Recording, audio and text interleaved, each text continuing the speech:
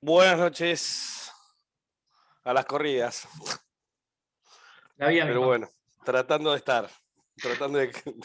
estar en todos lados. Excelente. Bueno, damos comienzo a la primera jornada científica de la especialidad, un honor.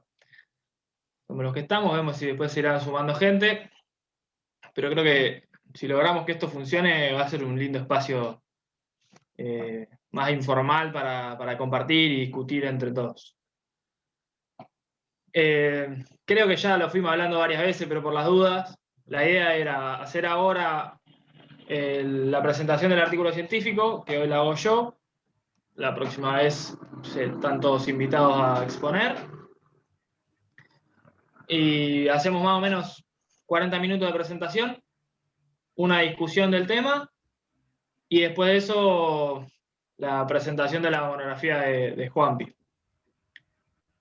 Y hacemos lo mismo, la presentación de él y un rato de discusión. Muy bien. Bárbaro. ¿Están viendo ahí? Sí. Sí. Excelente. Sí. Bueno, para para empezar, el primer artículo elegí este artículo publicado en la British en el 2016, porque es un artículo bastante importante en la vuelta al deporte de reconstrucción de cruzado. Fue uno de los primeros que le da como relevancia al uso de criterios y una batería de test para la vuelta al deporte. Se publicó en el mismo año que otro más que también tuvo resultados positivos y a partir de eso como que se impulsó bastante. Ya tiene 5 años, así que los criterios se cambió un poco la opinión en ese tiempo, pero me parece que es un buen artículo para empezar. Traduzco el título por las dudas, es que decisiones simples, reglas de decisión simple pueden reducir el riesgo de relesión hasta un 84% después de una reconstrucción del ligamento cruzado anterior, y es una corte de Della Uberoslo. Ahora vamos a ver qué quiere decir eso. Los autores empiezan dando algo de epidemiología, y lo que dicen es que el ligamento cruzado anterior es una lesión bastante importante en términos epidemiológicos porque se dan 250.000 por año, lo cual es bastante importante en términos de participación deportiva, porque son en general atletas, y también en términos de costos. Y genera, como sabrán, dos grandes consecuencias a corto plazo y a largo plazo. A corto plazo destacan sobre todo la debilidad y las alteraciones funcionales, y a largo plazo, obviamente, restricciones en la participación deportiva, la posibilidad de relesión y el aumento del riesgo a tener una segunda lesión de cruzado anterior, y sobre todo destacan el aumento del riesgo de artrosis muy a largo plazo. Y esto lo establecen como una de las consecuencias más importantes porque mencionan que la artrosis de rodilla, consecuencia de la ruptura del ligamento cruzado anterior, puede llegar a costos del $1.000.000 por año, lo cual genera un problema socioeconómico importante. Y este riesgo de artrosis se da en mayor medida cuando hay una relesión del ligamento cruzado anterior, que se da en el 30% de los sujetos que se lo lesionan por primera vez. O sea que 1 de cada 3 atletas que se lesionan el ligamento cruzado anterior se vuelve a lesionar el mismo, o el reconstruido, o el de la otra pierna. Y también es un problema cuando coexiste a la ruptura del ligamento cruzado anterior las lesiones meniscales. ¿Y esto por qué? La mitad de las lesiones meniscales requieren cirugía en los primeros 5 años desde el momento de la lesión, cuando coexisten la lesión meniscal y la del cruzado. Y cuando hay lesión meniscal asociada a la lesión del ligamento cruzado anterior, aumenta 4 veces el riesgo de artrosis con respecto a un sujeto sano, lo cual es un número bastante grande. Y plantean esta especie de paradoja de la vuelta al deporte en los pacientes que tienen una reconstrucción del ligamento cruzado anterior, que es que el principal motivo de decidir hacer una reconstrucción es querer volver a practicar deportes nivel 1, deportes de pivoteo y saltos.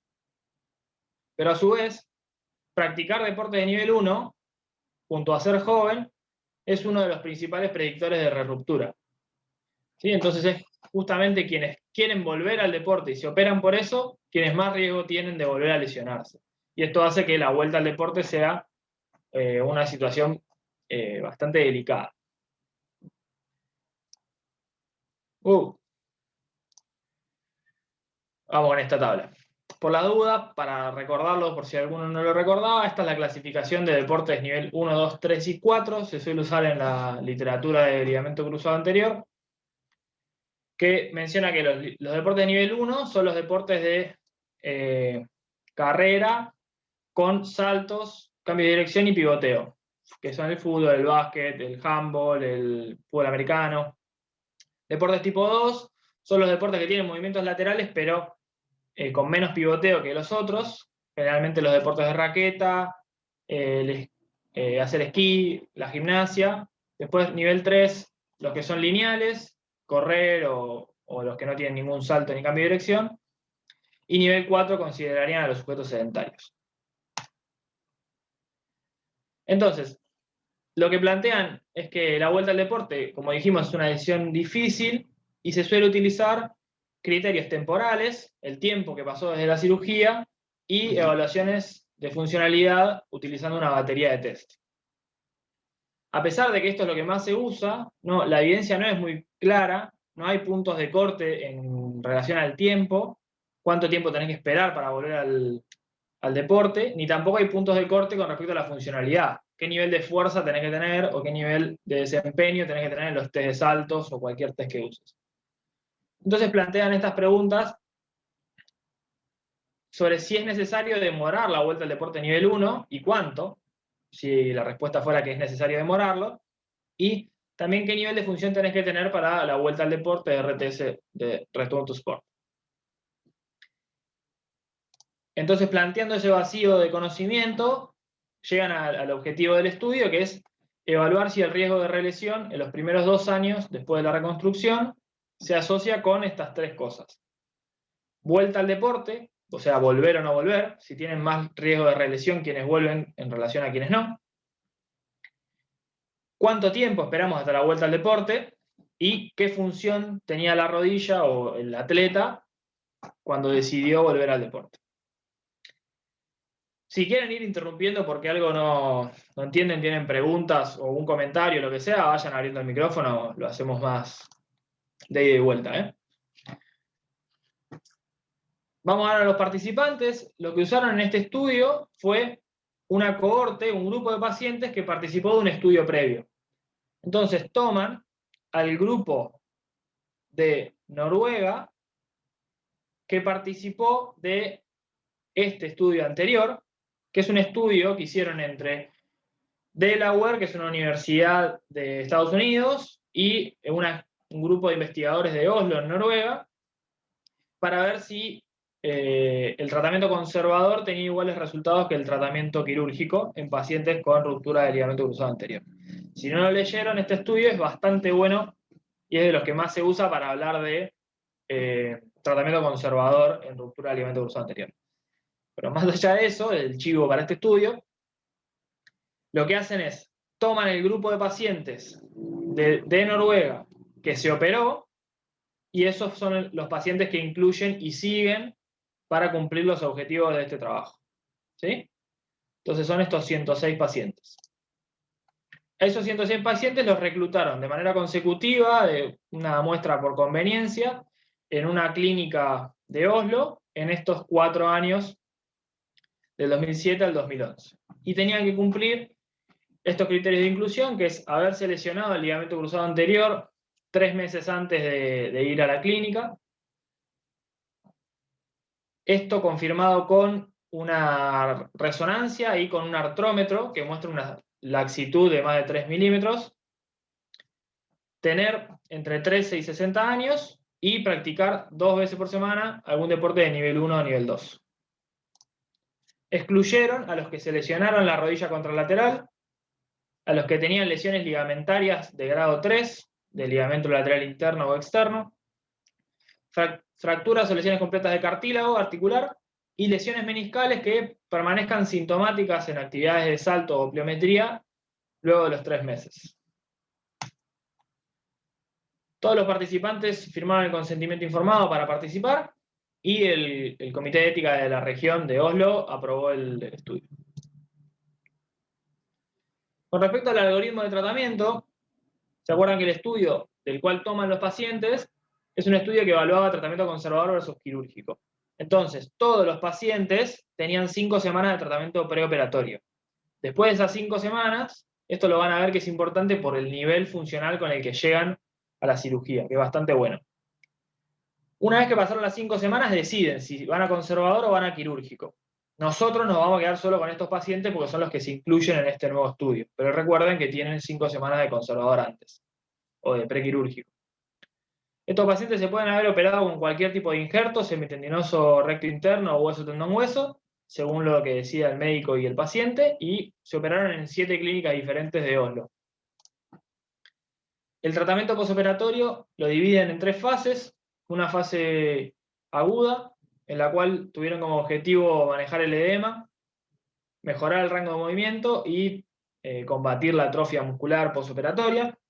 Una segunda fase, en la cual le llaman fase de rehabilitación. Lo que intentaban hacer en esa fase es controlar la extensión de rodilla y mejorar el control neuromuscular de ese movimiento y llegar a estos 2 objetivos de simetría en fuerza del 80% con respecto a la otra pierna y simetría en los test de saltos de al menos 80%.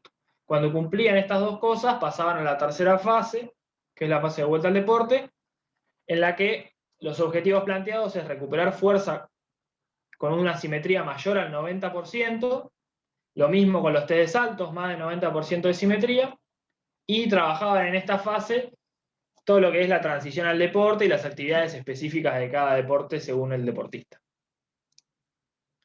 Aclaran que el tratamiento era individualizado según las otras lesiones que haya tenido el paciente, y el tipo de injerto, y en base a eso cuándo empezaban determinados ejercicios, y obviamente la funcionalidad que tenga cada paciente en cada etapa. Y esto es importante, aclaran, pero no es obligatorio.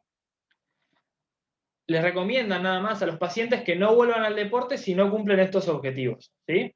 Pero solo se los recomendaban. Entonces, la recomendación era que vuelvan al deporte recién cuando cumplían más de 90% de simetría entre pierna sana y operada, en fuerza de cuádriceps, isquio y en los test de salto, ¿sí? Pero si el paciente quería volver, podía volver igual, por más que no cumpla los criterios. Para la recolección de datos lo agrupan en 3 partes. Primero, los datos con respecto a la participación deportiva. Para ver si el paciente volvió a su deporte, lo que hacen es hacer una encuesta online que se la enviaban todos los meses. Y todos los meses le preguntaban si volvió al deporte o no volvió. Si esta encuesta no la contestaba una semana después de que ellos la mandaban, enviaban un recordatorio. Y utilizan este sistema porque ya habían demostrado previamente que tiene una alta confiabilidad test-retest con un kappa de 0,90, que es una confiabilidad muy alta. O sea que cada vez que los sujetos lo responden, las respuestas son similares. Con respecto a si se relesionó o no el paciente, también utilizan la encuesta online. Una de las preguntas de la encuesta que les enviaban era si el sujeto se relesionó y qué se relesionó, ¿sí? Entonces el paciente ahí lo marcaba. Pero además tenían evaluaciones clínicas en los meses 6, 12 y 24 del postoperatorio. Entonces en estas evaluaciones clínicas también evaluaban y diagnosticaban las lesiones que fueron teniendo los que se relesionaron. El diagnóstico lo hacían según práctica habitual, sin ningún protocolo, y tuvieron 24 relesiones que las diagnosticaron según el caso, utilizando solo examen clínico más resonancia, examen clínico y artroscopía. Sobre todo uno entiende que usaron artroscopía cuando había lesiones meniscales, y en algunos casos combinaron todo, resonancia, artroscopía y el examen clínico. Con respecto a los test de vueltas de deporte, utilizaron estos test, que son la fuerza de cuádriceps, los test de salto, los más frecuentes, ahora los vamos a ver, pero los de siempre, y 2 cuestionarios autorreportados.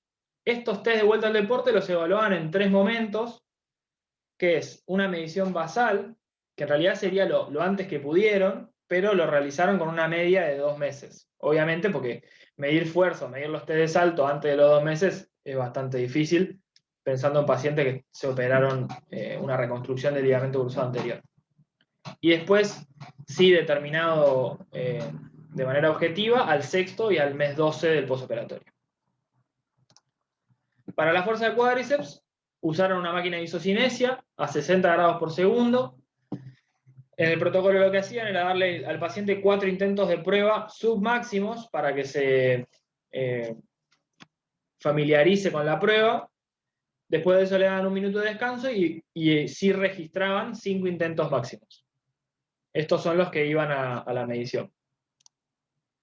Para los test de salto, utilizaron los test de salto que se usan más frecuente, el single hop, que es por distancia unipodal lo más lejos que pueda, se mide en metros. El crossover, que es 3 saltos cruzados, también se mide en distancia desde el inicio hasta el final. El triple hop, 3 saltos hacia adelante unipodales, y el salto de 6 metros por tiempo, este es el único que es por tiempo en vez de por distancia, tiene que saltar 6 metros lo más rápido que pueda.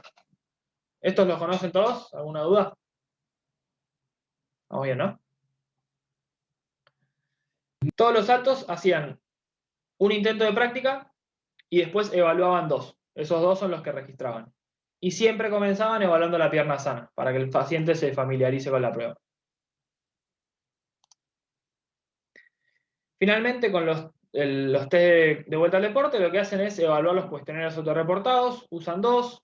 Uno es el KOS, que es un cuestionario de síntomas y función específico para la rodilla. Son 14 ítems y se puntúan todos los ítems de 0 a 100, siendo 0 el peor estado y 100 el mejor estado posible. Y después una escala global de cambio. Acá la ponen como GRS, también a veces la pueden leer como una GROC, que es una Global Rating of Change, que es la percepción del paciente de cambio con respecto al nivel prelesión. Entonces, marca de 0 a 100 en porcentaje, siendo 0 incapacidad total y 100 el nivel prelesión, el nivel igual al prelesión. O sea que si el paciente marca 100 es que está totalmente recuperado. ¿Sí? ¿Vamos bien hasta acá? Ok. Sí. Bien. Después dan algunas definiciones operativas. La primera que hacen es definir bien qué es una vuelta al deporte nivel 1. Consideran que es vuelta al deporte cualquier participación en cualquier deporte de los que clasificamos como nivel 1. No importa si el paciente participa en un entrenamiento, en un partido, si es profesional o es amateur. Si participa en cualquier actividad deportiva, se considera que volvió. Y la forma de registrarlo era el tiempo en meses desde la cirugía hasta esa participación. Después, para el análisis de datos, dividen a los pacientes en 2 grupos, aquellos que vuelven dentro del primer año y aquellos que vuelven dentro del segundo año. No aclaran bien por qué, pero los que vuelven dentro del primer año le hacen 6 meses de seguimiento, y los que vuelven dentro del segundo los siguen 1 año más. Más adelante vamos a ver algunas diferencias entre estos 2 grupos. Y después también nos aclaran cómo calculan el índice de simetría, que por motivos lógicos, cuando el valor de lo que estamos evaluando es mejor mientras más alto, la lesionada va en el numerador, ¿sí? Entonces, la medición de fuerza y los saltos por distancia, el índice de simetría es lesionada sobre sana por 100. Cuando es al revés, como los saltos por tiempo, que mientras más rápido es mejor, la lesionada va en el denominador. Entonces hacen sana sobre lesionada por 100. ¿Sí? De esta forma calculan la simetría. Otra definición operativa importante es que consideraron que cumplieron los criterios de vuelta al deporte. Consideraron como que el paciente cumplió los criterios cuando tiene más de 90% en las 7 variables. ¿Sí? Las 7 variables eran los 4 test de salto, la fuerza de cuádriceps y los 2 cuestionarios autorreportados. Si en los 7 tiene más de 90%, ahí cumplió. Y aclaran que en los pacientes que volvieron al deporte antes de los 5 meses, se clasificaron directamente como no haberlos cumplido, porque no llegaron a evaluarlo al sexto mes. ¿Sí? Entonces a estos pacientes directamente los clasifican como si no hubieran cumplido. La parte más engorrosa, no nos vamos a detener mucho, pero para el análisis estadístico hacen dos modelos de regresión, en los cuales en el primero comparan la tasa de regresión comparando los pacientes que cumplieron los criterios de vuelta al deporte en relación a quienes no los cumplen, para ver si se lesionaron más los que cumplieron los que no cumplieron los criterios que quienes los cumplieron. Y después hacen otro modelo de regresión para buscar una asociación entre la relesión y el tiempo de retorno, para ver si quienes vuelven antes se lesionan más, y una asociación entre relesión y nivel de función, para ver si quienes tienen menor nivel de función también se lesionan más. Y en todos los casos usaron como variables independientes el tiempo desde la cirugía al retorno para evaluar esto, cumplir o no los criterios como variable independiente en esta asociación, y el índice de simetría de cada criterio para esta asociación de regresión y función. Terminando el análisis estadístico, ajustaron todos los análisis por edad para que no sea un factor confusor, y la significancia estadística la establecieron como siempre en una P menor a 0,05. Bien, hasta acá vamos bien, pasamos lo más engorroso, creo. Y ahora vendría la información buena. En realidad el otro también es importante, pero esto es lo que nos gusta escuchar. Habíamos dicho que teníamos del grupo de Noruega, que se reconstruyó el ligamento cruzado anterior, 106 pacientes. ¿Sí? Son estos que están acá. De los 106, solo 100 brindaron datos sobre la participación deportiva. Entonces son estos los pacientes que podemos analizar, porque uno de los objetivos del trabajo eran asociar relesión a otra cosa, y al tiempo de vuelta al deporte. Entonces si no tenemos esos datos no podemos.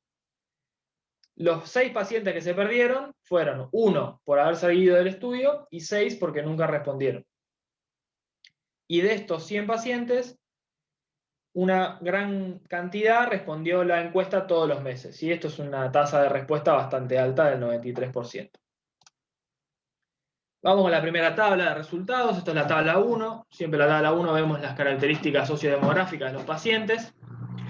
Las características más importantes van a ser: la tasa de hombres y mujeres es bastante similar. Fíjense que 46% de los pacientes son hombres, por lo tanto 54 son mujeres, bastante parejo. La edad era de 24 años, la media. Los deportes en los que participaban, en primer lugar el fútbol, después el handball en segundo lugar. Acuérdense que esto es un estudio de Noruega, así que son otros deportes. Los tipos de injertos, se utilizó en mayor medida isquios. Las lesiones asociadas, lo más frecuente fueron lesiones del ligamento lateral interno, pero también hubo un porcentaje alto de lesiones meniscales. En realidad, si sumamos las lesiones meniscales, son 46%, si sumamos la del interno y el externo, así que es un porcentaje bastante alto, casi la mitad de los pacientes. Y después, esto es interesante también, miren los valores de función de la rodilla de la medición inicial, la medición basal. Acuérdense que esta medición fue a los 2 meses de media y que los pacientes tuvieron un tratamiento prequirúrgico. Casi tenían simetría de todo, pero bastante más bajos los valores de los cuestionarios autorreportados. Interesante esto porque van a ver que después, más adelante, estos valores se modifican. De los 100 pacientes, 83 participaban en deportes nivel 1 antes de la lesión.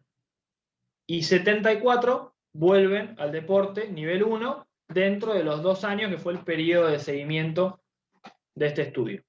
La mediana de tiempo de vuelta al deporte fue de 8 meses. O sea que desde que se operaron hasta que volvieron al deporte pasaron 8 meses en la mayoría de los pacientes. Sin embargo, fíjense que el rango es bastante amplio y hubo pacientes que volvieron a los 3 meses, pero hubo pacientes que volvieron a los 23, casi 2 años después.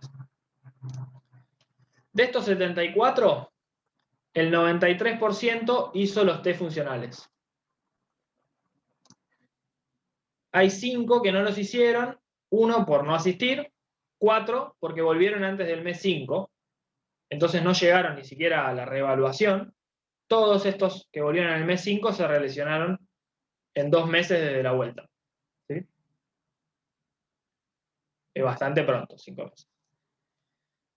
Y la mediana de vuelta al deporte desde la evaluación fue de 2 meses. ¿Sí? La mayoría de los pacientes volvió 2 meses después de la reevaluación de los criterios.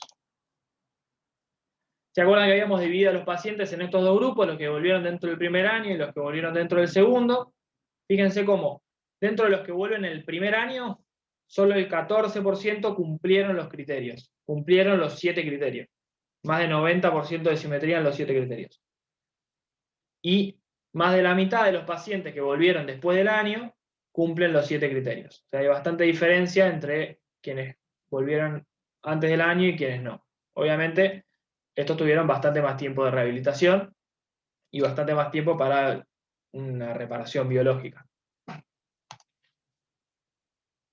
Y del total de pacientes que volvió al deporte, los 74 pacientes, solo el 24% cumplió los criterios. Un porcentaje bastante bajo es el que cumple los criterios funcionales.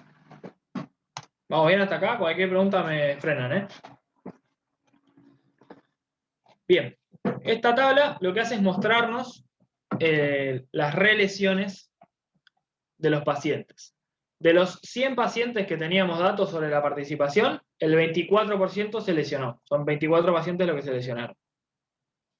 Las lesiones más frecuentes fueron ruptura del injerto en 8 pacientes, lesión del menisco, y después unos pocos se lesionan el menisco lateral, lesiones cartilaginosas o ruptura del otro cruzado. Pero 1 de cada 4 pacientes se lesiona.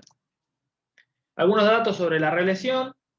La mediana de relesión desde la cirugía fueron 13 meses, pero obviamente el rango es muy amplio y esto varía mucho según cuándo volvió al deporte cada uno. El tiempo de relesión desde la vuelta al deporte, también, fíjense que el rango es muy amplio, tardaron entre 1 mes y 16, pero fíjense que casi la mitad de los pacientes se lesiona dentro de los primeros 2 meses desde que vuelve al deporte. O sea que el momento, apenas vuelven, es el momento donde se da la mayor cantidad de relesiones, obviamente porque es más temprano. Y acá hacen una comparación importante, que ahora la vamos a ver en un gráfico, de los pacientes que no volvieron al deporte, que fueron 26, se lesionaron solo 2, esto es 7%. Obviamente, si no volvés al deporte, tenés una exposición mucho menor. De los 74 que volvieron al deporte nivel 1, se lesionó el 30%. Entonces, esta comparación es bastante la diferencia. Y esto lo establecen en esta curva de supervivencia. Vamos a explicarla, hay varias de estas, vamos a explicar la primera por lo menos con detenimiento. Vemos en el eje de la Y el porcentaje de relesión. ¿Sí? ¿Cuántos de los pacientes que forman cada grupo se lesionan? Las X, el tiempo que pasó desde la reconstrucción. Y vemos en línea continua el grupo de pacientes que volvió a deportes nivel 1. Los 74 pacientes que volvieron al deporte nivel 1. De los 74 se lesionó 30 y pico %. ¿Sí? Que es el número que vimos en la diapo anterior. De los pacientes que no vuelven a nivel 1, son 26, se lesionaron, eran, si no me acuerdo mal, 2. ¿Sí? Y esto en porcentaje daba un 7%. ¿Sí? Entonces miren cómo hay diferencia, obviamente, entre el porcentaje de lesiones en los que vuelven al deporte y los que no. Esto tuvo diferencias estadísticamente significativas y estableció un hazard ratio, que es parecido a un riesgo relativo, de 4,3. ¿Saben lo que es esto? ¿Cómo se interpreta? Y que sería que o sea, la persona tiene 4,3 veces más posibilidades de romperse que otro que no tuvo la lesión. Perfecto. En realidad, compara estos dos grupos. Entonces, este grupo, los que volvieron al deporte nivel 1, tiene 4 veces más riesgo de lesionarse que este grupo, que los que no vuelven al deporte. ¿Sí? Es la forma perfecta de interpretar este auto. Entonces, volver al deporte nivel 1, si volvés, tenés 4 veces más riesgo que si no volvés. después de una lesión del ligamento cruzado anterior. Una particularidad, que lo vamos a ver más adelante con otro resultado, el intervalo de confianza es súper amplio. Fíjense que va de 1,1 a 18. 1,1 sería tener un 1% más de probabilidades. ¿Sí? Es muy poquito lo que aumenta el riesgo. Pero si me da 18, tengo 18 veces más riesgo. Esta variabilidad se da porque son pocos casos, sobre todo en este grupo. Entonces la precisión del análisis estadístico es muy baja. ¿Sí? Necesitamos una muestra más grande. ¿Estamos bien con esto? Bien. Después vemos en la tabla 3, esta es una tabla interesante. Lo que nos muestra esta tabla es una comparación entre los pacientes que no se lesionaron con respecto a los que se lesionaron, en distintas variables. La primera variable es cuándo volvieron al deporte, en meses desde la cirugía, si pasaron o no los criterios, cada uno de los criterios por separado, y después acá tenemos un análisis diferente entre quienes vuelven antes de los 9 meses y quienes vuelven después de los 9 meses. Y para todo eso calculan el riesgo comparando quienes se lesionaron y quienes no. Entonces, vamos a ir viendo algunas variables más importantes. Esta es la primera. Fíjense cómo este resultado muestra un hazard ratio de 0,16. ¿Te animás a interpretarlo? Supongo que es bajo. O sea, ahí estaría comparando el de no lesión con el de lesión. Sí. No sé si el 0,16% pertenece al no lesionado. Sí. Al que no tiene relesión. Claro. Y el 0,8%. Antes me habías dicho que si el número era 4 es porque tenían más riesgo. Sí. ¿Sí? Siempre que da para arriba estos riesgos relativos, hazard ratio, es más riesgo. Y si da menos de 1, No sé. ¿ninguno sabe? Menos riesgo. Menos riesgo. Tienen... Sentido común. Perfecto, es menos riesgo, es protectivo. ¿Sí? Se dice que cuando el riesgo es menos de 1, es porque la variable que estamos evaluando es protectiva. Entonces, lo que vemos acá es que cumplir con los criterios de vuelta al deporte me disminuye el riesgo. Si el riesgo normal es 1, es 100% de riesgo, acá tengo 1 menos 16, o sea, 100 menos 16, tengo 84% menos de riesgo. ¿Sí? Esa sería la forma de interpretar esto. Entonces, quienes pasaron los criterios tienen 84% menos riesgo de volver a lesionarse que quienes no pasaron los criterios. Los 7 criterios. ¿Entendió? Sí. Esto es lo que ponen en el título del trabajo. ¿Sí? Vieron que decía, decisiones simples disminuyen el riesgo un 84%. El 84% sale de acá. Porque pasar los criterios me da un riesgo de 84% menos. Pero, si alguno está atento, miren el valor de P. Eso no es estadísticamente significativo. Son un poco tramposos. ¿Sí? No le da estadísticamente significativo porque son muy pocos pacientes los que se relesionaron pasando los criterios. Solo un paciente, es este que está acá, se relesionó de los que pasaron los criterios.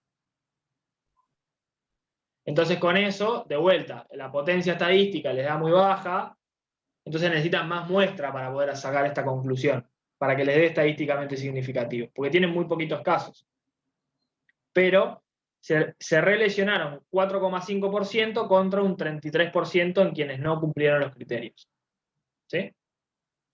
Entonces, esto es uno de los resultados más importantes, a pesar de que no les dio estadísticamente significativo por el bajo tamaño muestral. ¿Sí? Otra de las cosas que destacan es esto, que sí les da estadísticamente significativo, que es la fuerza de cuádriceps, la simetría en fuerza de cuádriceps. Y que encontraron que los que tienen más de 90% se lesionó el 12%, 3 de 24 pacientes, y quienes no alcanzaron el índice de simetría se lesionó el 33%. O sea que, de vuelta, fíjense que el riesgo me da menos que 1, tener más de 90% de simetría de cuádriceps me baja el riesgo de relesión. Me lo baja poquito, ¿sí? Me lo baja 3% menos. Es poquito, pero me lo baja. ¿Sí? Esto sería que por cada grado de simetría, por cada porcentaje de simetría, baja el riesgo 3%. O sea que si yo tengo 95%, 5 por 3, bajé el riesgo 15%. ¿Sí? Y otro resultado interesante es este, que encuentran que el riesgo de relesión en quienes vuelven antes de los 9 meses disminuye un 51% por cada mes que retraso la vuelta al deporte. Voy de vuelta. ¿En quienes vuelven antes de los 9 meses? Porque fíjense que acá, esto es quienes vuelven después de los 9 meses, acá abajo, acá no les da estadísticamente significativo. Pero antes de los 9 meses sí. Quienes vuelven antes de los 9 meses, el riesgo les da de 0,49. Santiago, O sea que, sí, perdón, sí. una pregunta. Sí. Esto es una de las cosas que me llamó la atención, ¿no? De la diferencia que hay entre los 9 meses y después de los 9 meses. Después o antes de los 9 meses, independientemente de los resultados que haya tenido de los otros test, porque, a ver, Sí. una cuestión es decir, bueno, antes de los 9 meses, si cumplo los requisitos que pedían, o después de los 9 meses, porque cumplieron, porque volvieron antes y no tenían los requisitos. O sea, mi pregunta es, si antes de los 9 meses yo cumplo los requisitos y sin embargo espero, y por una cuestión biológica o de lo que sea, mejoro más aún el porcentaje, ¿se entiende? O sea, Sí, sí. no encontré dato cuando lo leí o no lo pude interpretar, es la pregunta, no sé si se entiende. Está buenísima la pregunta y me parece que es el punto justo. O sea, ¿es el tiempo solo o es que antes de los 9 meses no cumple los criterios? ¿No? Tal cual. No dan Perfecto. ese dato, y no menos en esta tabla. Pero por cómo describen después quiénes cumplen los criterios, uno interpreta que antes de los 9 meses los cumplieron muchos menos pacientes. Entonces, probablemente hay una asociación, ¿no? Capaz que si cumplís los criterios antes, y tenés menos riesgo.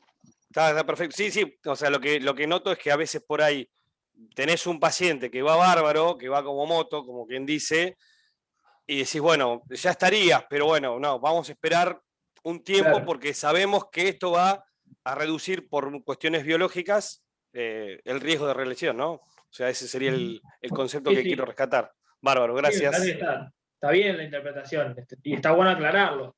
Yo creo que no, con esta información no podemos separar la baja del trigo y decir son los criterios, es el estado funcional o es lo biológico, es el tiempo. Claro, Probablemente es un poco de las dos, un poco lo discuten más adelante. bárbaro. Bien. Y un poco con esto, fíjense que comparan también el porcentaje de pacientes que se relesiona cuando vuelven antes de los 9 meses y el porcentaje de pacientes que se relesiona cuando vuelven después de los 9 meses. 40% se relesiona cuando vuelven antes de los 9 meses y 19% cuando vuelven después. Entonces parece ser un punto importante o interesante este de los 9 meses. ¿Sí? Uno se lesionaría menos. Ahora, no hacen la comparación con 10 meses, con 11 meses, no tenemos un punto justo. Ellos eligieron 9. Vamos a ver este gráfico, otro gráfico de supervivencia. Comparan el porcentaje de relesión en el eje de las X. Fíjense que ahora no es tiempo desde la cirugía, sino es el tiempo después de la vuelta al deporte, o sea, cuando se lesionan desde que volvieron al deporte, y comparan quienes no cumplen los criterios en línea punteada contra quienes cumplen los criterios. Y este es este valor del 84%. Fíjense cómo en el gráfico se ve más claro. Acá se lesionan casi el 40% de los pacientes cuando no cumplen los criterios, y en quienes cumplen los criterios el porcentaje fue muy bajo, se lesionó uno solo. ¿Sí? De vuelta, esto no les da estadísticamente significativo, pero porque tenían 18 pacientes acá, entonces tienen muy pocos casos. ¿Sí? Habría que reproducir esto con más pacientes. Así todo lo pusieron en el título. Bastante osados. Bien, saliendo de los resultados, vamos un poco a la discusión. Como siempre, se inician las discusiones mostrando los hallazgos más importantes. Lo primero que muestran es que quienes volvieron al deporte tuvieron 4 veces el riesgo de relesión. O sea, solo volver al deporte nivel 1 te pone en una situación de 4 veces más riesgo que no volver al deporte después de una reconstrucción del ligamento cruzado anterior. Y después destacan estos otros resultados que encontramos, que volver tempranamente y con asimetría de fuerza de cuádriceps te va a aumentar el riesgo de relesión. Destacan que son el primer estudio en evaluar el riesgo de todas las lesiones en deportes de nivel 1, y con esto destacan también que las lesiones meniscales fueron las más frecuentes, y como habíamos hablado en la introducción, esto puede ser un problema pensando en la artrosis que se genera a largo plazo. Por lo tanto, hay que intentar evitar esto. Después comparan con la literatura la edad, el sexo y la tasa de relesión, y mencionan que tanto edad y sexo son similares a los reportes previos. Acuérdense, mitad hombres, mitad mujeres, y 24 años era la media edad. Y con respecto a la tasa de relesión, que fue más o menos del 30%, mencionan que es parecida a la de adultos jóvenes, pero es menor que en adolescentes. Hay muchos estudios de ligamento cruzado anterior en una población joven de secundario, y en esa la tasa de relesión es más alta que el 30%. Mencionan que hasta el momento la evidencia es conflictiva cuando intentan asociar el tiempo del retorno al deporte con la relesión, ¿sí? Sin embargo, en este estudio encuentran que, esto que hablábamos, volver más tempranamente parecería aumentar el riesgo, ¿sí? Entonces habría cierta asociación entre estas dos cosas. Y un poco lo que hablábamos con Luciano, ellos acá lo que mencionan es que puede ser que volver antes de los 9 meses o volver tempranamente no permite una reparación biológica completa, no permite una ligamentización adecuada del injerto o recuperación de las lesiones asociadas. O, por otro lado, tampoco puede permitir una rehabilitación completa, ¿sí? Obviamente, mientras menos tiempo, tengo menos tiempo de mejorar lo funcional, la fuerza, etc. Y quizás, y esto es lo más probable, sea una combinación de las dos cosas, ¿sí? No tenemos información suficiente hoy para decir si es una o es otra. Entonces, en este estudio encontraron que se asocian estas dos cosas, ¿sí? Y vieron que mientras más temprano, mayor riesgo. Destacan esto que no es menor. Todos los pacientes que volvieron antes de los 5 meses se lesionaron. Y pasando los 9 meses, parecería que el efecto de aumento del riesgo se pierde. Y también destacan que pasando los 9 meses, igual, aunque el riesgo no sea menor, igual es del 20%. O sea, 1 de cada 5 pacientes se lesiona. Esto es bastante grande y marca que usar solo un criterio temporal no es suficiente, porque el porcentaje es mucho más de lo que podemos tolerar, ¿sí? Que se lesione 1 de cada 5 es demasiado. Entonces, ellos lo que proponen es usar las dos cosas, criterios temporales, criterios funcionales, y destacan este resultado, que usando unos criterios funcionales, el riesgo se redujo un 84%. ¿Sí? De nuevo, volvemos a poner esto sobre la mesa, no les dio estadísticamente significativo, pero esto fue probablemente por una baja potencia estadística y porque tuvieron un lesionado en 18, es muy poco. Bien. Otra cosa que mencionan es que muy pocos pacientes cumplieron los criterios, y esto es similar a lo que se reporta siempre en la literatura, y es una de las cosas que más destacan los detractores de los criterios, que es muy difícil cumplir los criterios para volver al deporte. Y muestran que en el primer año de postoperatorio solo la mitad de los pacientes lo cumplen, y en los 2 años, o sea, 2 años de operarte, igual el 66% cumple la asimetría de cuádriceps. O sea que cumplir con los criterios que se proponen es bastante complicado. Y una de las últimas cosas que plantean en la discusión es si la batería de test que utilizaron tiene los mejores test disponibles, ¿sí? Y primero destacan haber seleccionado y la importancia de la fuerza del cuádriceps. En primer lugar, porque les dio que se asociaba. Directamente, solo esa variable se asociaba al riesgo de relesión, este 3% que habíamos dicho.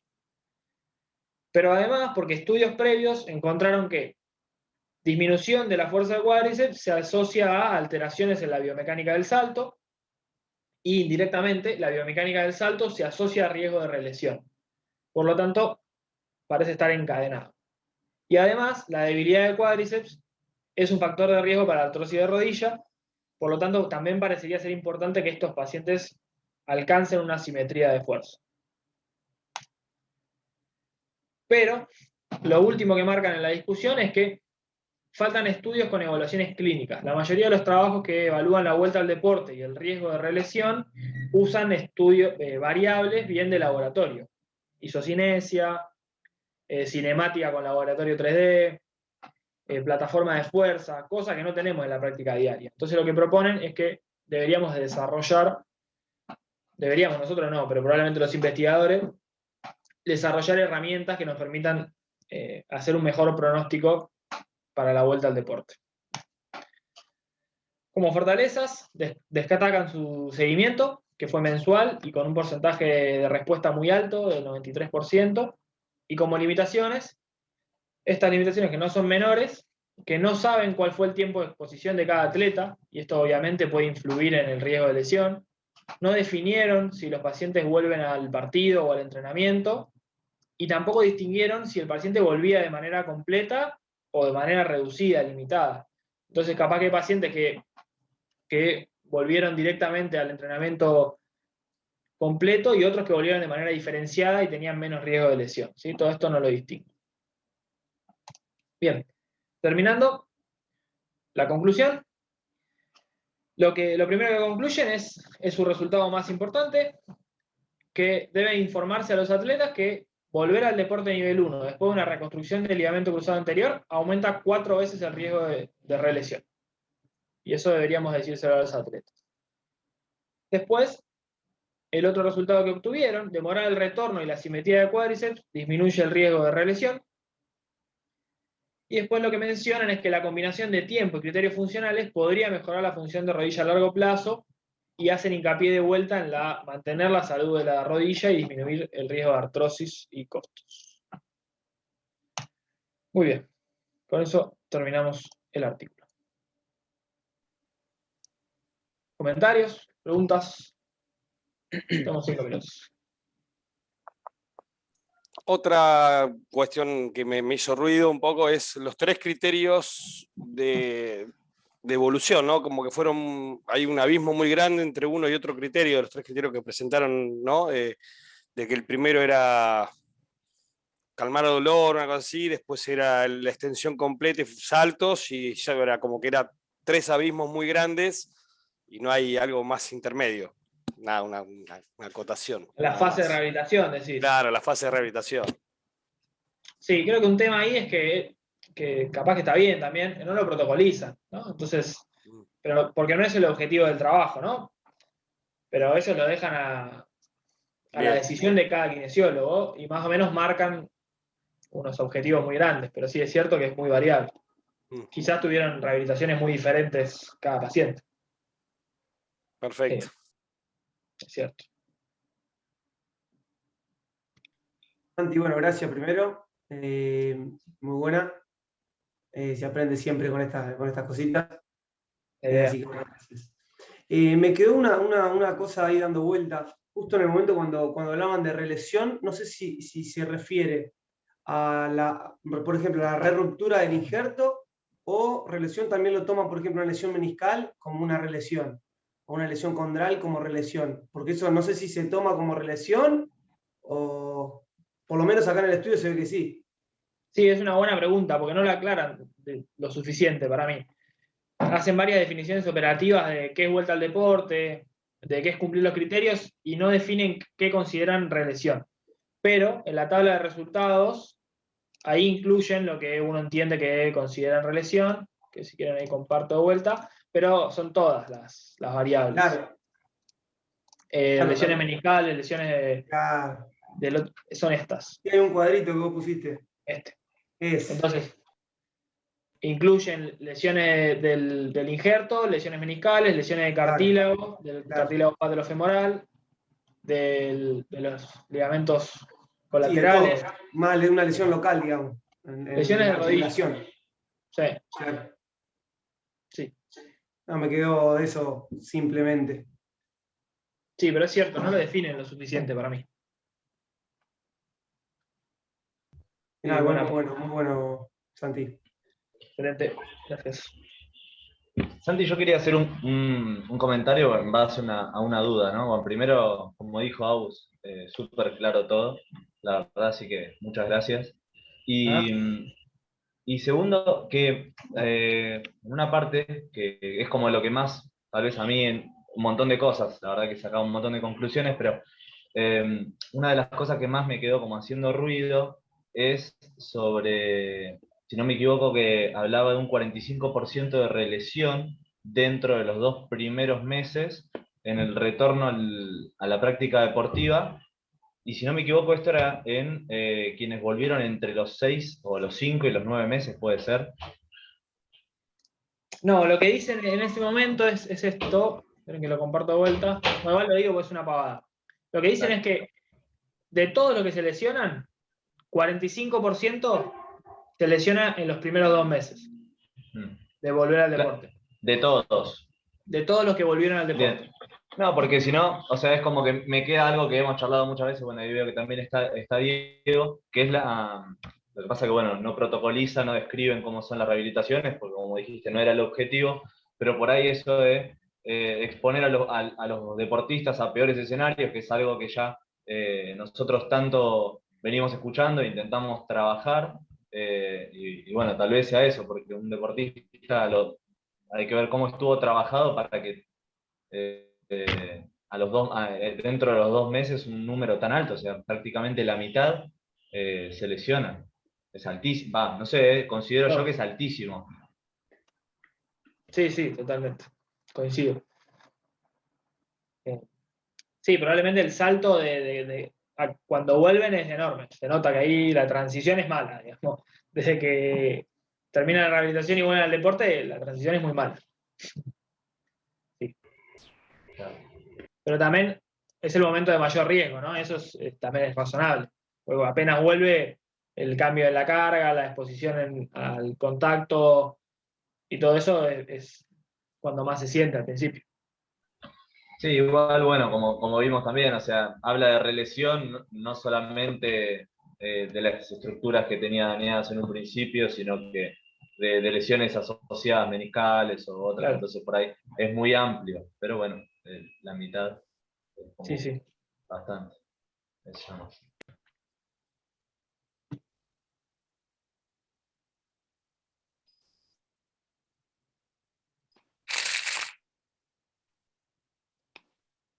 Si estamos, ¿quieren que paremos 2 minutos? Llenamos el agua del mate y vamos con Juan. Dale, Santi, buenísimo. ¿Está por acá? Sí, estoy. O vamos directo, como quieran. Como quieran ustedes, yo no tengo problema. ¿Empezamos y 5? Vamos al baño. Volvemos. Dale. ¿Y seguimos? Muy buenas, Santi. Vale. Buenas Excelente. noches, gracias. Muy bueno, Sam. Ahora sí. Dale. Gracias, Juanpi. No, por favor. Bueno, para el que no me conoce, primero buenas noches. Mi nombre es Monte Juan Pablo, soy kinesiólogo fisiatra. Hoy me toca presentar los contenidos de mi tesina de la especialidad en kinesiología del deporte de la Universidad Favaloro. Se titula La limitación de la flexión dorsal en lesiones ligamentarias de tobillo en el deporte. ¿Sí? Es una revisión narrativa.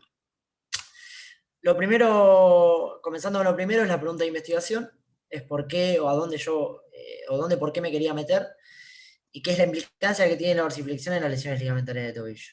Yo quería entender qué pasaba con la dorsiflexión y qué generaba o qué no generaba posterior a un esguince, a una lesión ligamentaria. Bien. La primera, bueno, les presento el abstract. En pantalla está el abstract donde estén los objetivos, los métodos, resultados y conclusiones. Esto lo vamos a ir viendo a medida que vaya pasando la presentación. ¿Ok? El objetivo en realidad igual es manera de poner en manifiesto las complicaciones que podría generar el déficit de dorsiflexión ante un esguince de tobillo. Buscar la literatura que la más actualizada que se puede. Bien. Lo primero vamos a hacer una introducción a lo que son las lesiones ligamentarias. ¿Sí? Son aquellas que por mecanismos directos o indirectos van a afectar a los compartimentos internos o externos del complejo articular. En este artículo, que es un artículo de prevalencia de los Estados Unidos, que lo hace Nick Gale, concluye que al menos el 70% de la población ha tenido un esguince en el transcurso de su vida. Bien, es una N creo que más de 10.000 personas y llegan a la conclusión. Entonces, como para ir ya metiéndonos en el tema de la lesión ligamentaria, es algo que en nuestra práctica clínica es bastante común. ¿Sí? El 70% de la población ha tenido un esguince o va a tener.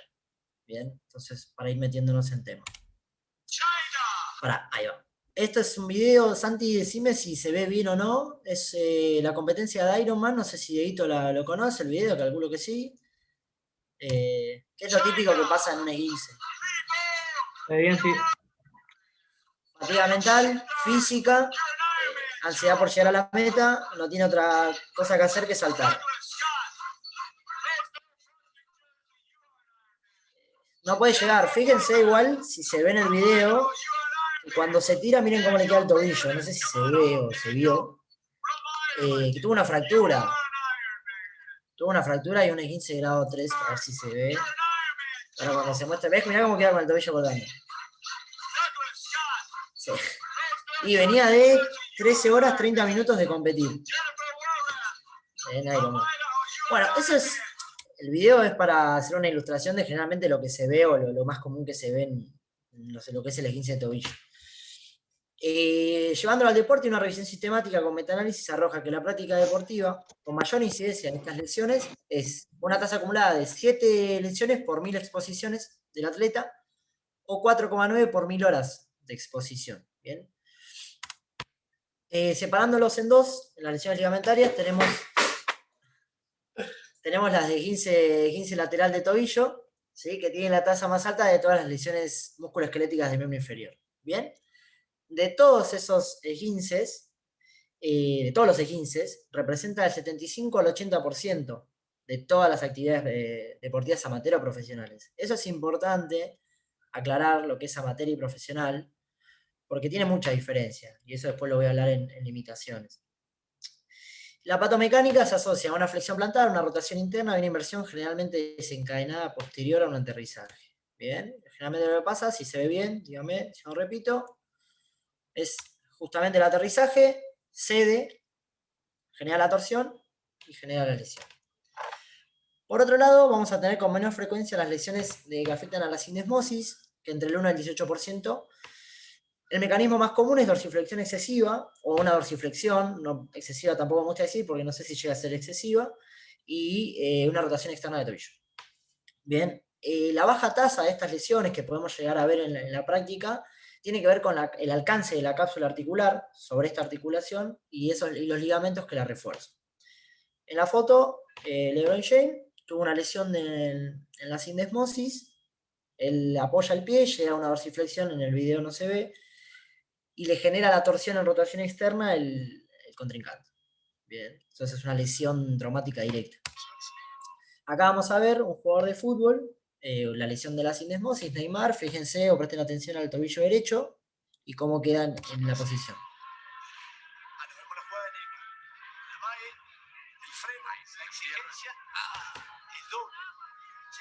No sé si se pudo ver, tranquilamente es un mecanismo de lesión del cruzado anterior. Ahí lo van a pasar en creo, cámara. Ahí está.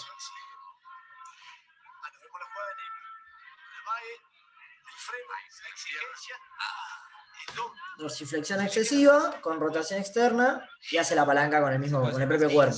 ¿Bien? Es traumática indirecta. Bueno, los periodistas también ya te dicen que es un esguince, eso también habla de la problemática en común, ya que un periodista deportivo sepa o ve en una cámara que el jugador tuvo un esguince, denota que es bastante común lo que pasa. No es cualquier lesión. Bueno, la dorsiflexión. O sea, yendo al tema principal, en lo que es rodilla, bueno, Santi, vos estuviste hablando también del cruzado. lo que dice la teoría es que una menor cantidad de desplazamiento en flexión dorsal durante un aterrizaje se asocia a menor desplazamiento en flexión de la rodilla, que produce una mayor fuerza de reacción del suelo. Esto lo asocian a que sea un factor de riesgo biomecánico para una lesión del cruzado anterior, porque puede generar un valgo dinámico o una tendinopatía rotuliana. Con respecto al tobillo, se han puesto el ojo en los esguinces los últimos años, bien, porque no se sabía nada o no se sabe. Aún yo la verdad que a la conclusión que llegué que todavía no se sabe bien cómo abordarlo ni qué pasa. Entonces la idea de la tesis es encararla por este lado, ¿bien? ¿Qué pasa con los esguinces de tobillo y la dorsiflexión o viceversa? Bien, primero, ¿se escucha bien? Porque estoy medio trabado Sí, yo. Juanpi, Perfecto, perfecto. Juanpi. Porque se me traba la cámara. Bueno, no importa. Bueno, primero, ¿cómo objetivamos a la dorsiflexión de tobillo? Según esta validación clínica que salió en el año 2016, si no me equivoco, existen 4 medidas, bien, para objetivar. Y todas son con carga a través del Weight Bearing Lunge Test, Weight Bearing Lunge Test, que es la estocada con carga de peso. La primera que hay que hacer es el ángulo de dorsiflexión con un inclinómetro digital, que también está validado para los teléfonos. O sea, no nada hay que tener solamente un inclinómetro digital, sino que por teléfono, una aplicación, lo podés hacer. Lo primero te dice a 15 centímetros de la TAT. La segunda medición del ángulo puede ser en la TAT. Pero el tema de la TAT es que a varios investigadores ponían el inclinómetro o el teléfono en la TAT, y como son morfotipos diferentes, la tibia, si tuvo alguna lesión previa o si tiene alguna osificación o si por ser morfológicamente diferente, se les complicaba ante la estocada con peso dejar el inclinómetro fijo. ¿Bien? Entonces, esta por ahí la hacen menos. La tercera es la máxima distancia de embestida con un punto de corte de 5, 7 y 10 centímetros. Y después el ángulo de dorsiflexión con un sistema de captura, ya en un laboratorio, un poquito más difícil de acceder. Actualmente en la clínica lo que se hace es medir el ángulo de dorsiflexión a 15 centímetros de la TAT y a su vez evaluar la máxima distancia de embestida. Bueno, a la distancia de embestida le decís entre el pie y la pared. Sí, perdón, sí, es lo que está, justo iba a decir lo del GIF. El GIF está a 10 centímetros de la pared, está haciendo la carga estocada con peso, y ahí vemos justamente que el punto para terminar la prueba es cuando se levanta el talón. Bien, entonces vamos viendo los puntos de corte. Siempre hay que evaluar lo mismo, como todo. Si evaluás la embestida, evaluás la embestida, si evaluás el ángulo, pero siempre tener la misma medida. Bien, hasta ahí vamos. Gracias, perfecto. Bueno, lo que es materiales y métodos de lo que es la tesis, estaría bueno nombrarlo por cómo lo fui haciendo. A través de la pregunta Pico, yo como es una monografía, lo que puse fue la población y los resultados. ¿Sí? La población es deportista amateur o profesional con esguince de tobillo, y el resultado del déficit de dorsiflexión. Las palabras claves, bueno, las que están en pantalla: tobillo, dorsiflexión, esguince y deporte. Y con esto, obviamente, empecé a asociar a los términos de búsqueda para buscar en las plataformas indexadas. Y lo que a mí me pasó y me destrabó mucho mi tesis o mi monografía fue que yo no sabía por dónde ir por una línea de investigación. No sabía, entonces por ahí buscaba un autor que no tenía nada que ver y buscaba otro, que todos hablan de tobillo. Entonces lo que me destrabó mucho a mí fue buscar literal en Google quiénes eran los máximos exponentes de tobillo en el mundo. Y bueno, me salió Chris Denegar, Bill Vicencino y Jay Hertel, que son unos de los cuantos que investigan lo que es tobillo. Bien. Con respecto a los criterios de inclusión y exclusión de los estudios en inglés, portugués y español, que sean del 2000 para adelante, que era un requisito, y que tengan relación de dorsiflexión con esguinces agudos y CAI. CAI es la inestabilidad crónica de tobillo, bien, que son dos poblaciones totalmente diferentes. Una es un esguince agudo y la otra es el CAI ya asentado. Los deportistas con esguince de tobillo en la población y el rango de edad de 12 a 50. ¿Sí? Un rango de edad bastante amplio, pero a los 12 años, si se desarrolla de manera profesional, ya se lo toma como si fuera un adulto. Esto es digamos, a lo que cada uno piense, ¿no? Si polémico, si a los 12 años ya te toman como alto rendimiento, no sé, pero se lo toma así. Y después exclusión, estudios preseleccionados, lo fui haciendo por título y abstract, de todos los que iba encontrando, por título y abstract lo iba seleccionando, y obviamente, y en el desarrollo las revisiones sistemáticas estaban excluidas. Bien. Atajos que también me destrabaron la tesis, esto es algo que quería nombrar, que el Translate Yandex es un programa para pasar imágenes de inglés al español. Hay un problema que siempre hay que leer en inglés, por una cuestión de que siempre vas a encontrar cosas en inglés por ahora, pero esto me ayudó bastante a poder entenderlas. A veces se me complicaba mucho. Bueno, Santi, vos lo hablaste recién, la cantidad de datos, las palabras, los números, por a mí a veces se me complicaba mucho, entonces el Translate Yandex es un programa para traducir imágenes al español o a cualquier idioma. Y después lo mismo hice con algunos artículos que ya a mí se me hacían imposible leerlos en inglés, que es el Online Doc Translator, que es un programa que te traduce a español directamente el PDF completo. Bien. Obviamente, hacer todo esto, todos los artículos, pasarlos a español es incorrecto porque te cambian mucho los significados de las palabras. Y una palabra que te cambia todo lo que quiere decir el párrafo. Así que siempre tener el inglés y el español pegaditos. Bien, el desarrollo de lo que es la tesis. Una vez que tenía todo el material disponible y tenía mis artículos elegidos, había dos maneras de poder expresarlo. Una con una tabla de resultados cuantitativos y después el desarrollo que sea sin porcentajes y números. Y a la inversa, una tabla de resultados cualitativos y desarrollos con porcentajes y números. Yo en este caso elegí esta tabla, que es la de resultados cuantitativos, es lo primero del desarrollo, y lo cualitativo después lo fui explicando de manera teórica. Lo que puse fue autor, año, diseño, EN, grupo experimental y grupo control si había, y los resultados.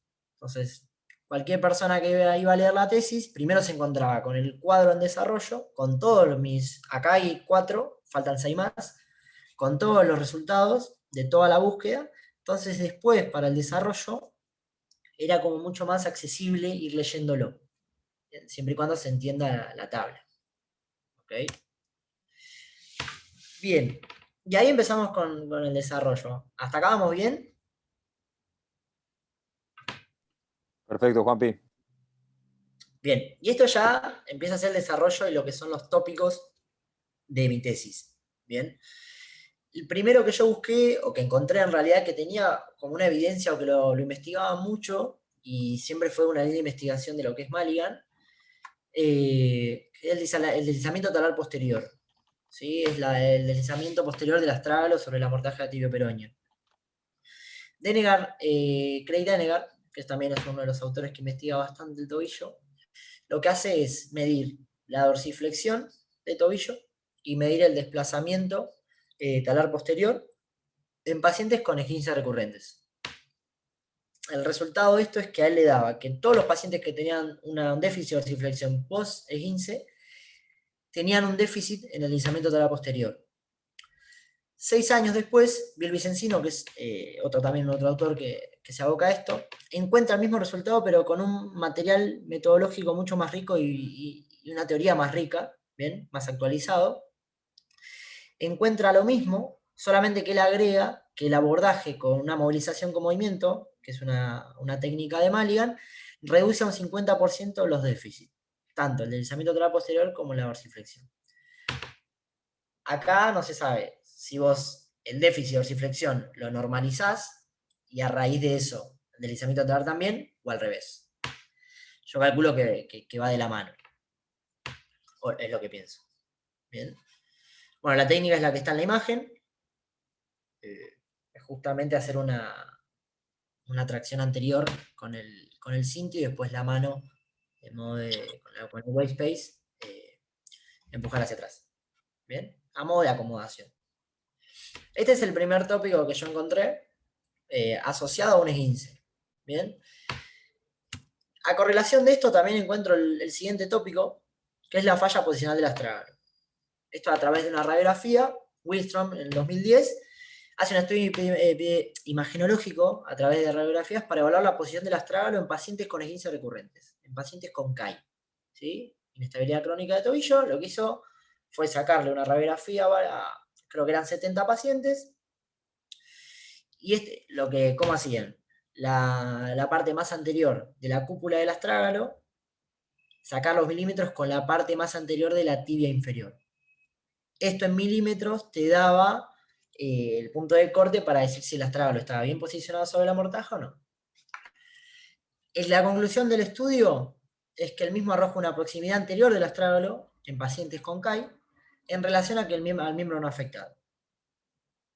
Ahora, la relación, digamos, que yo hago de la falla posicional del astrágalo con el deslizamiento lateral posterior es que viene de la mano. Si hay un deslizamiento lateral posterior más anteriorizado, el astrágalo va a estar más anteriorizado. Y esto se relaciona con el mecanismo lesivo que yo hablé primero. En los esguinces de tobillo más prevalentes, que es la flexión plantar, en flexión plantar y en inversión, y el astrágalo sobresale de la mortaja tibio-peronia, se produce una inestabilidad fisiológica porque sale de ese complejo articular del que está metido. Entonces uno podría pensar que si nosotros llevamos, esto queda más hacia el mecanismo lesivo, está más expuesto el paciente a tener el mecanismo lesivo. Bien, esa es la relación que uno hace de estos dos tópicos. Bien. ¿Se entendió hasta ahí? Sí, yo acá tengo una pregunta más clínica, pero hablaste de que algunos miden el deslizamiento posterior del astrágalo. Viste que algunas mediciones que se propone es con un inclinómetro, ¿no? Que uno lo lee y parece fácil, y dice, lo puedo hacer en la práctica clínica. ¿Probaste alguna vez o alguno probó medir el deslizamiento posterior del astrágalo con el inclinómetro de burbuja, que es lo que más se lee? Yo probé y a mí, por mi experiencia seguramente, pero no, se me hizo imposible. Te soy sincero. Sí, a mí siempre me fue muy mal también, haciéndolo. Nunca llegó a un resultado bueno. No, por eso exacto. El tema es que de Denegar, el primer artículo, que Denegar lo mide con un goniómetro, entonces después está en la discusión, que no es el gol estándar para medirlo, pero después Vicencino lo que hace es medirlo con un inclinómetro digital. Entonces habría que ver en la clínica qué tanto podemos nosotros medir el deslizamiento talar posterior. Pues la dorsiflexión sí ya la podemos medir objetivamente. Ahora el deslizamiento talar posterior, no sé, Maxi, creo que te había preguntado, no sé si te acordás, con respecto a Maligan, que se habla mucho también del deslizamiento talar y demás, con respecto a los síntomas y cómo nosotros podemos revertir. Pero lo del inclinómetro digital, la verdad que lo hice una sola vez y obviamente la primera vez me fue muy mal. No tengo práctica clínica en eso. Bien. Yo tampoco, mi pregunta no fue para ponerte en un aprieto, fue para ver si alguien puede. No, es que yo en realidad cuando yo veo el estudio, lo voy a buscar hacerlo, lo voy a buscar para hacerlo, porque no sabía, porque yo digo el kilómetro digital para la dorsiflexión, pero ¿cómo hace para el deslizamiento lateral posterior? Obviamente después está la foto, todo, y no, se me hizo difícil. Una sola vez igual probé, habría que meterle para ver si funge. Calculo que sí. Bien, genial, Santi. Vos sabés que lo había pensado, lo mismo lo había pensado. Bueno, esos son los primeros dos tópicos. El tercer tópico es con respecto al balance postural dinámico y la dorsiflexión de tobillo. El balance postural dinámico se evalúa a través del Star Excursion Balance Test, el test de la estrella, que es el alcance anterior, medial y lateral. Bien, este autor, Matthew Hodge, lo que hace es correlacionar el déficit de dorsiflexión de tobillo con los alcances anteriores, lateral y medial del Star Excursion Balance Test. En este estudio, los resultados arrojan una correlación directa con el déficit de dorsiflexión y solamente con el alcance anterior. O sea, los pacientes que tenían un déficit en el movimiento, en el alcance anterior salía el punto de corte menor. Acá en el video que van a ver, este es un paciente jugador de fútbol profesional con esguince recurrente, es un paciente con CAI. Van a ver cómo en el pie y en el tobillo derecho, bueno, fíjense, no les quiero decir, pero si se ve bien,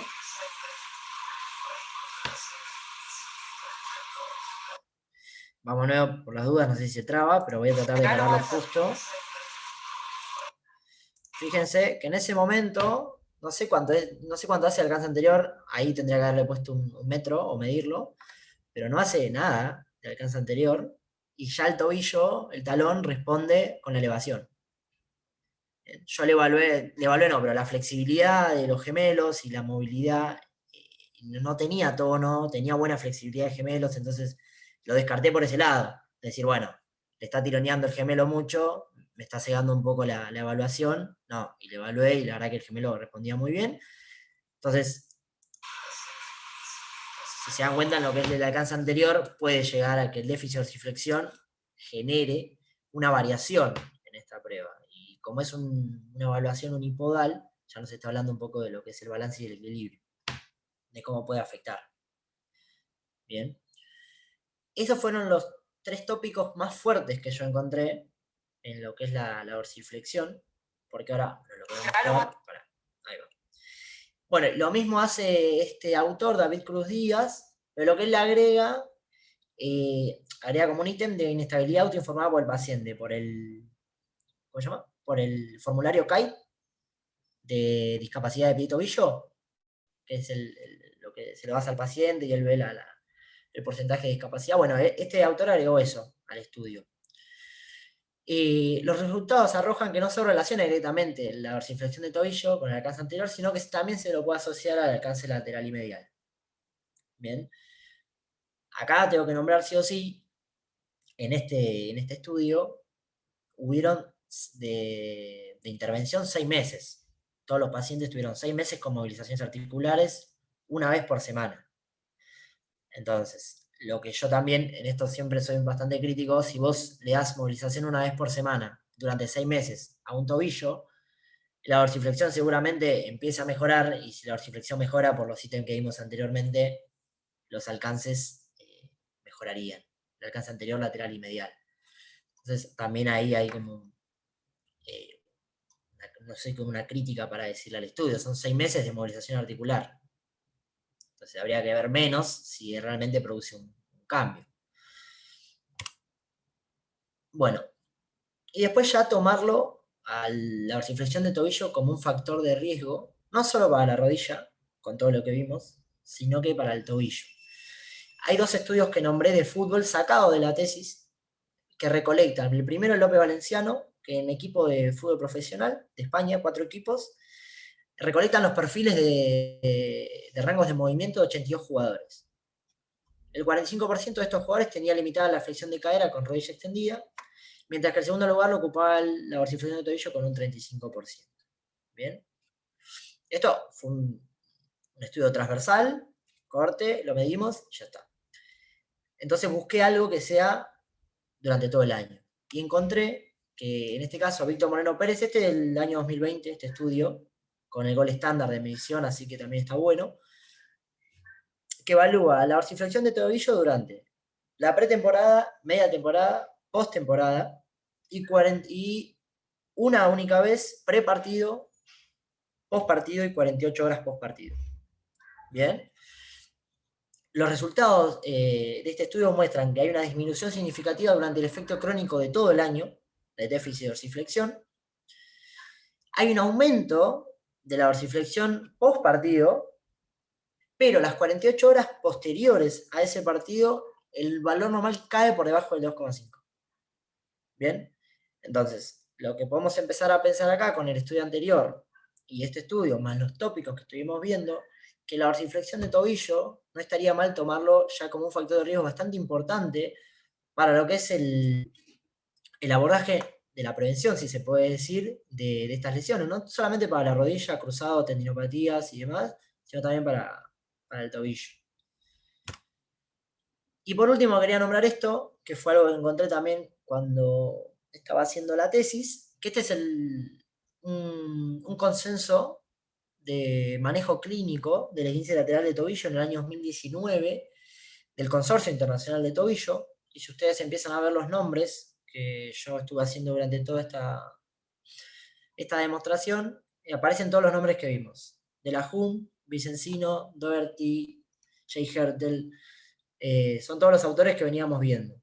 Bien, estos autores hicieron este consenso, y en este consenso, no lo puse porque era demasiado, tenían 5 puntos para evaluación y diagnóstico clínico, a través de reglas de Ottawa y demás, para el diagnóstico, y 10 puntos, 10 ítems, para lo que es el abordaje posterior al esguince lateral de tobillo. De estos 10 ítems para el abordaje posterior, había 4 ítems que se relacionaban directamente con la dorsiflexión de tobillo. ¿Bien? De los 10, 4 nombraban a la dorsiflexión de tobillo como punto principal a abordar para la prevención o para el abordaje de un esguince lateral de tobillo. Entonces, ahí está la importancia que le podríamos llegar a dar, porque esto queda abierto, a la dorsiflexión de tobillo a futuro, ¿no? Está muy bueno, no sé si lo leyeron, el consenso está bueno, no dice nada de otro mundo, pero bueno, orienta un poco porque en el tobillo realmente no había nada, como que cada uno hacía como que lo que quería. También se la conoce a la lesión del ligamento de tobillo como una benigna de resolución rápida, una lesión benigna de resolución rápida, que es todo lo contrario. Si vos sufriste un esguince, seguramente vas a volver a tener otro, y el 50% de esas personas van a desarrollar inestabilidad crónica de tobillo. Entonces, yo creo que la problemática es bastante interesante como para abordarla. Bueno, yo en la discusión solamente puse lo que serían lo que para mí me faltó la crítica de mi tesina. Incluí trabajos que tienen la falta de gol estándar para las mediciones y los resultados posteriores, como te hablaba Santi. A ver, Denegar, que es el primer estudio, lo mide con un goniómetro, el deslizamiento lateral posterior. Entonces, ahí, en eso habría que empezar a mejorar de ese aspecto. Otro que me pasó, que no especifiqué si es una población de CAI o un esguince agudo. Como decía, son 2 poblaciones diferentes. El CAI es una entidad clínica ya demostrada, y el esguince agudo es algo traumático del momento, que después posteriormente puede llegar a pasar. Bien, esa es otra de las limitaciones. Y otra es que abarqué el deporte en su totalidad. Todos los deportes abarqué. Bien, sabiendo que hay deportes de no contacto, de contacto, que llevan diferentes tipos de vestimenta en otros países, etcétera, etcétera. Esas fueron las limitaciones. Y la conclusión es la falla posicional del astrágalo, el déficit en el deslizamiento de la posterior y el equilibrio postural dinámico son tópicos que estarán afectados ante un déficit de dorsiflexión posterior a un esguince de tobillo. El entendimiento de ellos y su posterior raciocinio clínico puede llevarnos a plantear un plan de abordaje que pueda solucionar estas problemáticas. Queda abierto a la discusión y la investigación, ya que todavía no contamos con estudios de suficiente calidad para dar datos certeros. No encontré todavía estudios que sean certeros, de evaluación clínica, de seguimiento, porque los terminan perdiendo.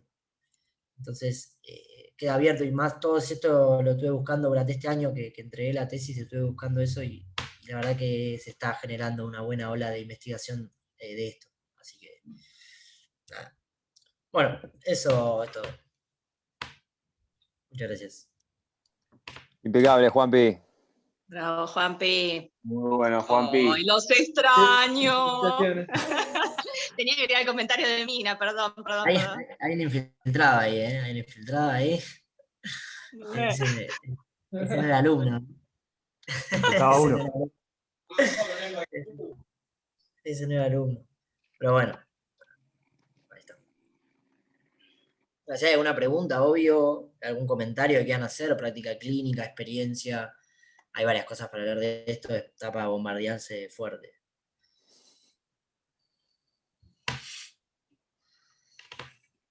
Si no, ya está.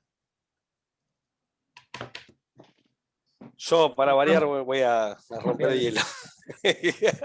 Diego, no, por favor, esa cabeza no, Diego. Muy bien, muy bien. No, está perfecto, es lo que buscamos.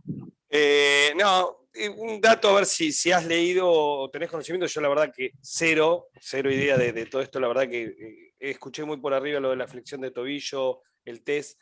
¿Hay alguna relación con el tipo de pie? ¿Con el arco, con el vencimiento? O sea, por una cuestión biomecánica de la rotación de la tibia y que afecte también a lo que es la dorsiflexión. No sé si hay algún estudio o algo que por ahí te has topado y has leído. Nada, no sé si No, vos sabés que no me topé con ninguno. Solamente uno cuando busqué factores de riesgo hablaba del morfotipo de pie, pero no decía mucho tampoco. Pero la verdad que no tengo conocimiento sobre el morfotipo de pie. Estaría bueno, si alguno lo tiene, pasarlo Santi, porque... Diego, si conocen algo, la verdad que ahora es como que te despierta el bichito este y decís, bueno, a ver, un pie plano, un vencimiento del arco dinámico que te haga, no sé, me imagino, ¿no? En el aire. Sí. Ya me pongo a buscar.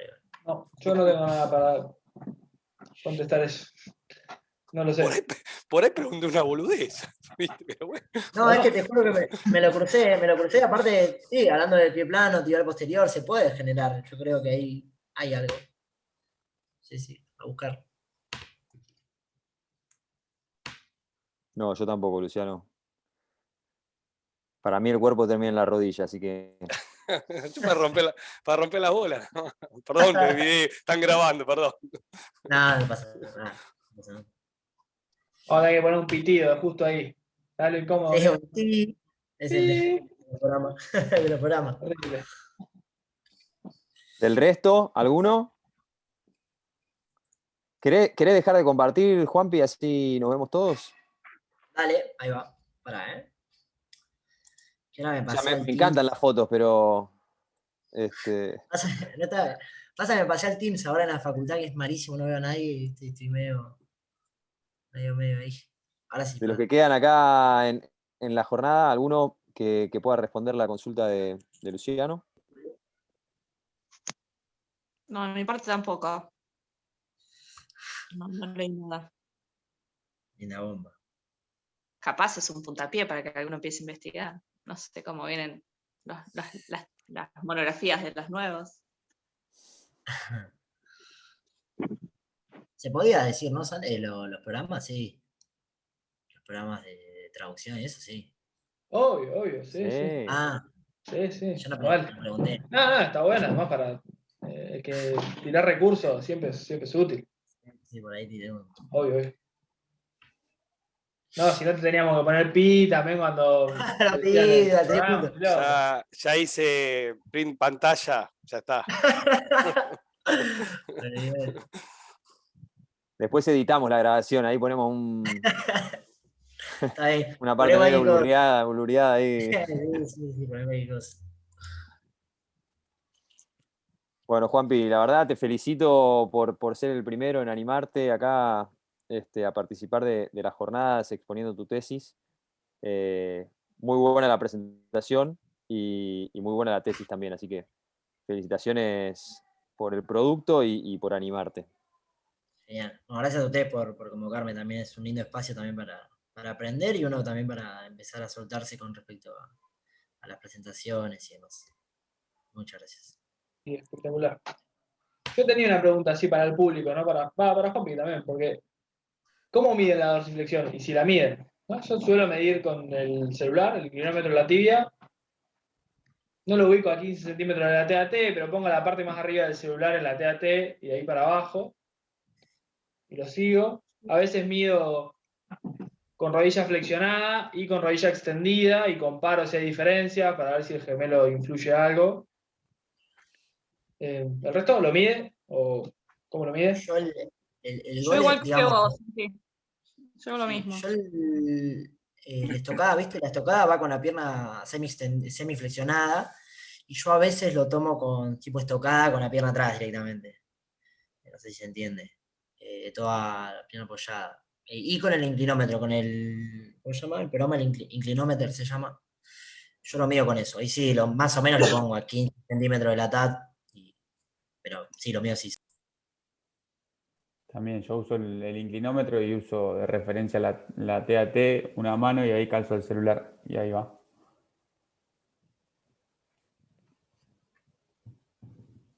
Yo también, lo mismo. La pierna de atrás, igual que Juanpi. La pierna de atrás, rodilla apoyada en el suelo o en un almohadón y el teléfono ahí en la tibia adelante. Lo mismo. Lo que sí siempre me percato es que la rodilla vaya bien alineada con la punta del pie, porque ahí si no hay un sesgo en la medición bastante grande, ¿no? O sea, si no nos fijamos que no compense hacia un valgo, podemos tener un valor normal y y que realmente haya una limitación. Yo mido a ojo.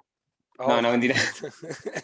No, uso el inclinómetro y también yo no lo pongo a 15 centímetros, lo pongo justo debajo de la TAT, palpo la TAT y justo por debajo, como haces vos, Santi. Y lo que a veces uso, si tengo ahí a mano, es algún bastoncito y lo pongo a la altura del dedo gordo para que la rodilla vaya por fuera del bastón y evitar que compense con el arco. Un poco hablando de lo que dice Diego.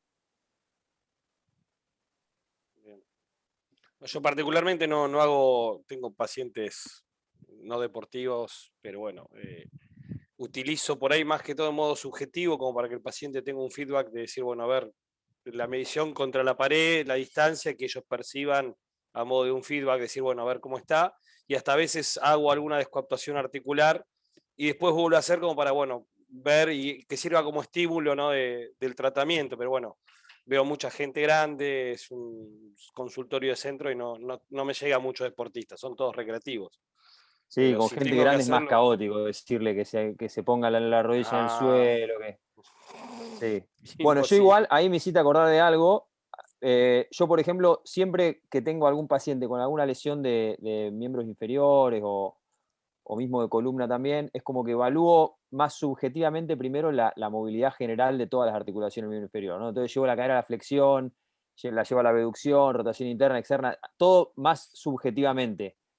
Entonces, si yo veo que la rotación externa, por ejemplo, le hago así y va a 90, digamos, después no le mido la rotación externa. Y lo mismo hago con la flexión dorsal de tobillo realmente. O sea, llevo una flexión de rodilla y llevo una flexión de tobillo y si veo que hace esto, después no lo pongo en estocada y lo pongo a medir. O sea, ya vi que está y está ok. Ahora, si me queda alguna duda dentro de esa subjetividad, ahí sí voy a algo más objetivo porque necesito un valor más de un punto más objetivo de partida como para decir, bueno, hay una limitación, si esa limitación es bilateral o es unilateral, ese tipo de cosas es siempre como muy importante de tener en cuenta. Bien.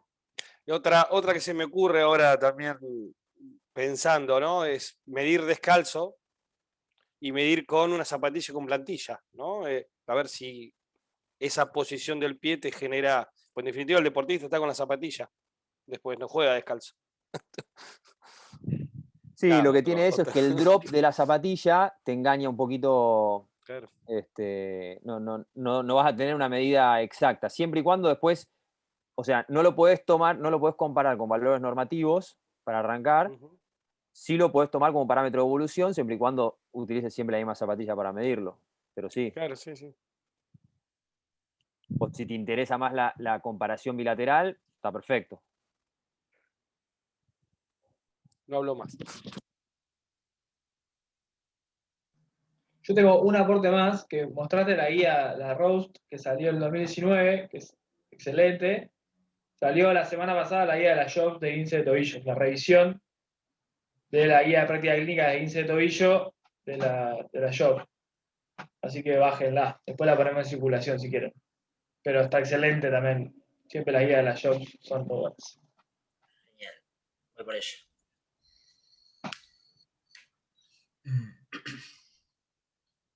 Bueno, ¿hay una pregunta? Bueno, Si no... muchachos, un placer. Santi, ¿querés hacer vos el cierre, que vos sos el encargado de la jornada?